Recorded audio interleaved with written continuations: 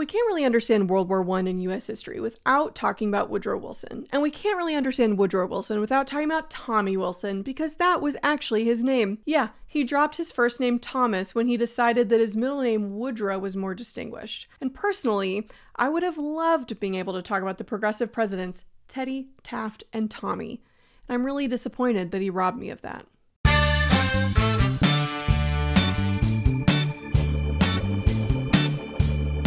Wilson was born in 1856 in what was soon to be the Confederate States of America. What? The Civil War kind of seems like it happened on a different planet than World War I, and yet Wilson's dad was a chaplain in the Confederate Army, and this makes Wilson the first Southern-born president elected since the Civil War. He was dyslexic, unable to read until he was 10, but then he went on to become our most educated president, the only one ever with a PhD. Wilson got his doctorate in government and history, which, I'll be honest, makes me predisposed to love him, and even more disappointed that I don't. He ended up as the president of Princeton, and he literally studied and wrote books on American government. He was a progressive in that he believed society should be improved based on expertise and reform. He was able to test out all his theories when he became president in 1912, promising to conduct himself more like the British Prime Minister than a president. It's a cool idea, bud, but we're not Britain. He was one of the first presidents to draw up a clear legislative agenda before taking office. He was the first president to appear before Congress in person at what is now the State of the Union address. He presented his proposals to them directly. And he did try to build coalitions within his own party to get stuff done. In a lot of ways, Wilson was really successful. He reformed tariffs and taxes. He settled a complicated economic debate by establishing the Federal Reserve System to have some control over the national economy. He built on Teddy and Taft's regulation of corporations by establishing the Federal Trade Commission. He established the first government loans to farmers. He prohibited child labor, although the Supreme Court struck that one down. I guess it violated 5-year-olds' right to work or something. And he mandated an 8-hour workday for railway workers, all of which were enormous wins for progressives. But Wilson really struggled with foreign relations, which is unfortunate because it's kind of the thing you're remembered for when you're president during a big war. See LBJ soon. Wilson was super confused with what to do about Mexico while they were fighting and sorting out their own post-revolutionary government. I mean, first he said he would stay out of it, then he tried to overthrow the new government and was surprised when Mexicans were like, no, thank you. Then his army spent some time unsuccessfully chasing after Pancho Villa, who'd been raiding across the border. Long story short, it was a bad time. But all of his foreign policy concerns are going to come to a head in August of 1914, because Europe was plunged into a war because a Serb shot an Austrian. And if you want more detail, I did a whole episode about World War I in season 1 of my podcast. To add to his chaos, Wilson's first wife, Ellen, died just 1 week after war was declared in Europe. Now, Wilson in general was against involving the US in European affairs. I mean, remember, he studied history, so he had paid attention when he read Washington's farewell address. And sure, he might meddle in some Latin American countries, but that doesn't really count. For the most part, the country agreed. I mean, there were full-out pacifists who were just anti-war, led especially by suffragettes like Carrie Chapman Catt and Jane Addams.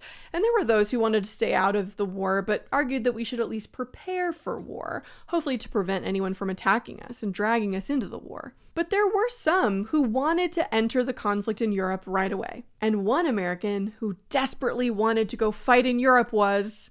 I'll give you one guess. It was Teddy Roosevelt. Let's go.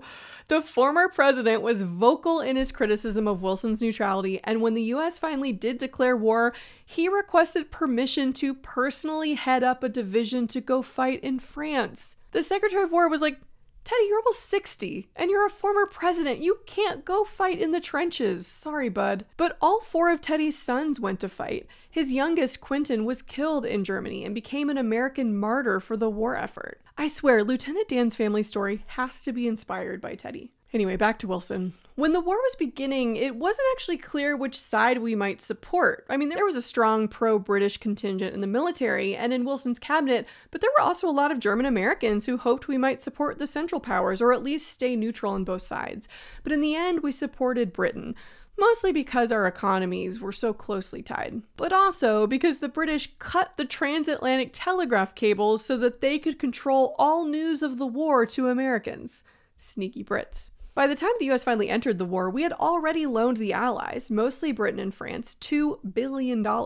So why did the US officially enter the war in 1917? I mean, basically the Germans just wouldn't leave us alone. First, in 1915, a German submarine or U-boat sank a British passenger liner called the Lusitania. 1,100 passengers, mostly civilians, died, including 128 Americans on board. Now, to be fair, the Germans had warned Americans about not getting on any ships belonging to the Allies. They were like, hey, we're trying to sink British and French ships, so if you don't want to risk it, don't get on those ships. Then Americans got on those ships anyway, and we're like, hey, I can't believe you sunk that ship. But still, this was a civilian passenger liner. It was bad. But that was still 2 years before we entered the war. Wilson sent official warnings to Germany, and they responded by promising to stop sinking merchant ships without warning. 1 year later, Wilson was reelected on the slogan, "He kept us out of war." Don't count your chickens, Wilson. Let's not put up a mission accomplished banner just yet. The war is not over. 3 years into the conflict in Europe, Wilson saw his role as a global peace broker. I mean, he's literally studied governments and world history for decades. This is his chance to use his expertise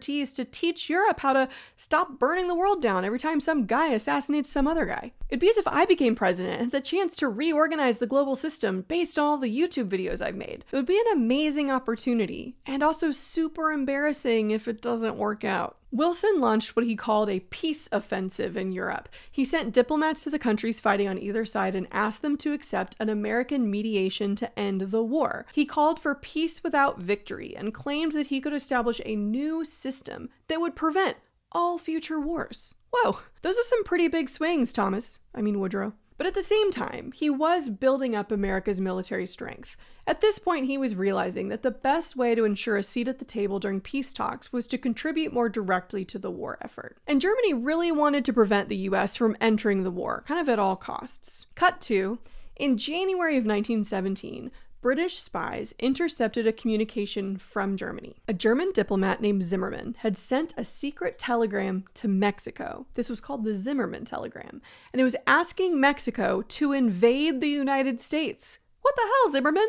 We're trying to broker peace and you repay us by threatening Texas? Basically, the Germans were offering Mexico support if they engaged the US in a war that would keep us out of Europe. Bonus, Mexico would get back the Mexican cession that it had lost 70 years earlier. I mean, obviously US citizens were not down with this. Not to mention that over the next few months, Germans resumed unrestricted submarine warfare and sank 6 American ships. Basically, the Germans were hoping to weaken the United States before they could give much military support to the Allies, but the irony, of course, is that by trying to prevent US entry into the European theater, they kind of pushed us into joining the war. So on April 2nd, 1917, the US declared war on Germany to, according to Wilson, make the world safe for democracy. Somewhat surprisingly, Wilson's administration was fairly effective in the war, and this is mostly because of his progressive era approach of recognizing what he doesn't know and delegating decisions to experts. Oh, and also his willingness to suspend civil liberties and throw detractors in prison. More on that next episode. In Europe, General John J. Pershing oversaw the American Expeditionary Force, and back on the home front, financiers and bureaucrats oversaw economic mobilization. One of these rising bureaucrats, who was tasked with feeding our allies across Europe, was a young Herbert Hoover. Oh, Hoover, the future is not going to be kind to you. The US military instituted its first draft through the Selective Service Act, and this is critical because when the US declared war, its army was made up of 127,000 soldiers who were basically civil police officers more than professional soldiers. By the end of the war, our armed forces numbered 5 million men and over 30,000 women. Now, American troops didn't see a ton of action in Europe, but the action they saw was intense, and it was critical to ending the war. American soldiers basically walked into the trenches filled with troops who were muddy, bloody, and exhausted. Remember, World War I was a complete slog, and many of the troops had no idea why they were even fighting. Like, a Serb killed an Austrian, so an English soldier is fighting a German? Can I just go home now? By 1917, half of the French army had mutinied and were refusing to attack the Germans. They were done. Between France and Britain, they had already lost 5 million men. The Allies had spent years in a brutal war of attrition, and in walk fresh-faced American troops with an annoying amount of energy. But these American soldiers were critical because the same year that the US entered the war, the Russians, the other part of the Allied powers, left. And this was part of the reason why Wilson finally bit the bullet and sent troops. I mean, he would have preferred if the Russian soldiers had just kept on fighting and dying instead. But Russia was a little bit busy in 1917. They had a little communist revolution to deal with. So millions of German soldiers were now freed up on the Eastern Front, and they started marching toward France. Really, the only thing that saved the Western Front was the infusion of 2 million American soldiers in 1917. In March of 1918, American troops fought alongside French troops, which included their colonial troops like Moroccans, to defend the city of Paris. And later that year, the U.S. enacted the largest military offensive in its history in the Argonne Forest. Over 1.2 million American troops broke through the German line, finally breaking the stalemate of the trenches. And during the offensive, on just one day, September 26th, the U.S. fired more shells in a few hours than had been fired in the entire American Civil War. This battle tipped the scales, and the Germans soon agreed to an armistice on November 11th, 1918, which is now our Veterans Day. But while millions of Americans were fighting in France, life at home was also changing drastically. To be continued. Thanks for watching. Like and subscribe, and join patreon.com/antisocialstudies.